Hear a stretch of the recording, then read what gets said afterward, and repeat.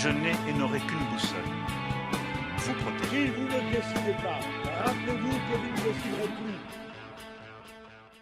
Bienvenue à mon QG, La Fabrique. Et suivez-moi sur TikTok. Votre génération a donc devant elle un monde à inventer. Quand les machines remplacent les humains, ça va pas quoi. Sur TikTok, Facebook, Instagram, chacun a son petit mot. Les candidats à l'élection présidentielle raffolent des réseaux sociaux. Une manière pour eux de faire campagne à moindre frais et d'afficher un nouveau visage. Comme ici, Éric Zemmour en train de jouer au bowling. Une vidéo vue plus de 6 millions de fois. Objectif, montrer que l'on est comme tout le monde, tout en contrôlant son image. Il y a deux avantages à être sur les réseaux sociaux. Le premier, c'est que ça permet ce qu'on appelle la désintermédiation. C'est-à-dire qu'on n'a pas besoin de passer par des journalistes qui vont potentiellement servir de point de passage obligatoire, qui vont vous empêcher d'accéder à l'espace public, et donc vous avez un accès direct à l'espace public. Et ce faisant, vous pouvez porter le message que vous voulez. Et le deuxième avantage des réseaux sociaux, c'est que ça permet aussi d'avoir un message qui est beaucoup plus ciblé. Parmi les cibles visées par les candidats, les jeunes très présents sur les réseaux sociaux, un investissement politique de l'espace numérique qu'ils ne voient pas toujours d'un très bon œil. Ils font genre qu'ils sont eux-mêmes sans être vraiment eux-mêmes. C'est un peu moins sérieux, je trouve, le contenu qu'ils ont tendance à faire sur les réseaux.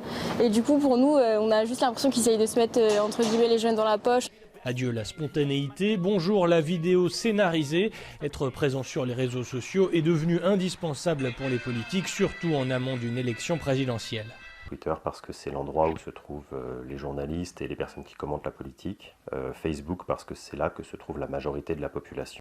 Et chacun a son réseau préféré, Twitter pour Anne Hidalgo, Instagram pour Emmanuel Macron et TikTok pour Jean-Luc Mélenchon. Je prépare mon débat avec Zemmour. C'est le troisième. Ça dépend de l'image que vous voulez vous donner. En communication, on appelle ça la persona, c'est-à-dire l'image publique de la personne que vous voulez représenter.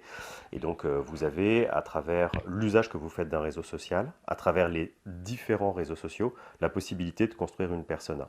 L'utilisation des réseaux peut aussi être bénéfique pour rendre la politique accessible à tous. C'est une porte d'entrée, je pense, pour s'intéresser un peu plus, de regarder ça sur les réseaux sociaux. Ouais. C'est marrant, faut le faire, faut s'adapter. C'est que comme ça que tu peux attirer plus d'électorat ou même faire des trucs un peu drôles pour que les gens ils disent bon, c'est peut-être un bon vivant ou allez, on va peut-être voter pour lui.